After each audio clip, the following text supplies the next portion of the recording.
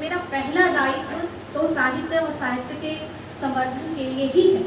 दूसरा, अभी जो पहले अनुदान का प्रावधान हुआ करता था, मेरा पूरा प्रयास होगा, क्योंकि राजभाषा आयोग अब संस्कृति विभाग के परिषद के अंतर्गत काम करता है और पूरी तरीके से एक स्वतंत्र इकाई नहीं है, पर मेरा पूरा प्रयास रहेगा कि मैं उस परंपरा को वापस चालू करूं। क्योंकि मुझे एक चीज़ समझ में आ चुकी है, मैं बहुत बारीकी से साहित्य के साथ जुड़ी रही हूँ बचपन से, कि माता सरस्वती के वंशज धन के मामले में बड़े धनी नहीं होते। हमेशा हमने कहानी पढ़ी है, एक गरीब साहित्यकार था। आपने कभी ऐसा नहीं पढ़ा होगा कि एक अमीर साहित्यकार था।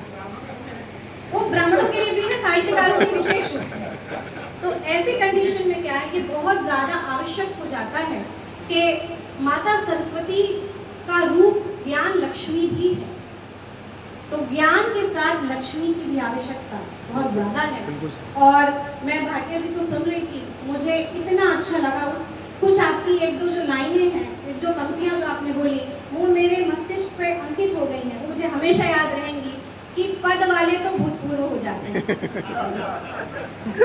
पद से खुद को ना जोड़े, भूतपूर्व हो जाते हैं पद वाले। तो बिना किसी पद से जोड़ के जब आप अपने आप को समर्पित कर देंगे तो आप कभी भूतपूर्व नहीं होंगे, आप हमेशा शाश्वत रहेंगे। और साकेत साहित्य समिति, मुझे ऐसा लगता है इसीलिए शाश्वतता 25 साल आज रजत जयंती समारोह है। हमारा एक शुभकामना होगा कि आप अपना लगातार ऐसे ही 100 वर्षों तक और उससे आगे आपकी समिति जाए। वो इसीलिए चल पा रही है क्योंकि यहाँ लोगों में पद की होड़ नहीं है, योगदान करने की होड़ है। और राजभाषा आयोग के सचिव के रूप में बस इतना ही कहना चाहूँगी कि मेरी तरफ से जितना योगदान, जितना सहयोग, जो कुछ होगा, मैं आपकी बेटी हूँ, मैं प्रशासनिक अधिकारी बहुत बाद में हूँ, मैं साहित्यिक समाज की एक छोटी सी सदस्य हूँ, अधिकारी तो शायद बहुत पीछे। मेरे पिताजी ने मुझसे हमेशा कहा था, बेटा साहित्यकार बहुत ऊंचे होते हैं। और मैंने अपने दादाजी को देखा भी, वो मुंशी थी, बहुत सारे मारवाड़ी लोगों के यहाँ वो उसका काम करते थे, उनके लेखा जोखा बही खाते का, पर पूरे बेमेतरा में उनका सम्मान था सिर्फ क्योंकि वो साहित्यकार थे। बहुत से मुंशी रहे होंगे, बहुत से पैसे वाले रहे होंगे बेमेतरा में, बहुत से बड़े बड़े घर वाले रहे होंगे, लेकिन आपको साहित्य या कला जो सम्मान दिला सकता है ना, वो कोई और चीज़ नहीं दिला सकती। इसलिए मुझे साहित्य वर्ग से विशेष प्रेम भी है। और अंत में मैं यही कहना चाहूँगी कि किताबों की बात हो रही थी, किताबों के प्रकाशन को लेकर बात हो रही थी, तो अब मैं आप लोग की जानकारी में कह दूँ, वर्तमान प्रावधान जो है, मैं आगे चल के उसमें भी और कोशिश करूँगी कि एक सुधार हो जाए कि अभी कोई भी साहित्यकार जो अपनी किताब छपाना चाहता है, अगर छत्तीसगढ़ी में छपाना चाहता है तो राजभाषा आयोग के पास आ जाए, हिंदी में छपाना चाहता है तो संस्कृति विभाग के पास आए। आपकी 100 किताबें निःशुल्क आपको प्रकाशित करके दी जाएंगी।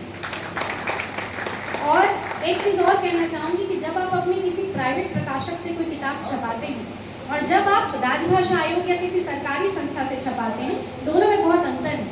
क्योंकि जब आप अपना जीवन परिचय बताएंगे और उसमें आप लिखेंगे कि मेरी किताब राजभाषा आयोग से प्रकाशित हुई, उसका वजन बहुत ज़्यादा है क्योंकि उसमें सरकारी ठप्पा है ना। तो आप लोग अधिक से अधिक जो है राजभाषा आयोग के पास आइए। अभी हमारे पास बहुत अधिक संख्या में पांडुलिपियाँ हैं और हमारे पास अभी ऑलरेडी इस वर्ष के लिए बहुत ज़्यादा है, पर आप लोग भेजिए। मैं पूरा आश्वासन देती हूँ कि आपकी मेहनत बिल्कुल प्रकाशित होगी और आपको वो हर्ष प्राप्त होगा जो अपनी रचना।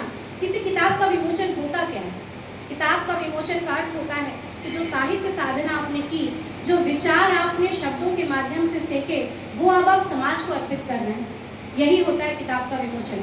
तो आज किताबों का विमोचन भी है, तो मैं यही आप लोगों को आश्वासन दे सकती हूँ कि आप राजभाषा आयोग से न केवल किताबें प्रकाशित करवाइए, हम विमोचन भी करके देंगे और समाज को आपकी किताबें समर्पित भी करेंगे। पुनः मैं साकेत साहित्य समिति को अपना साधुवाद देती हूँ और एक छोटी सी सदस्य के रूप में यही शुभकामना देती हूँ कि बरस दर बरस 100 वर्षों तक और 100 वर्षों से अधिक ये साकेत साहित्य परिषद ऐसे ही अपने आयोजन करते रहे और स्वर्गीय की ये जो भूमि है ऐसे ही साहित्यकारों को जन्म देते रहे।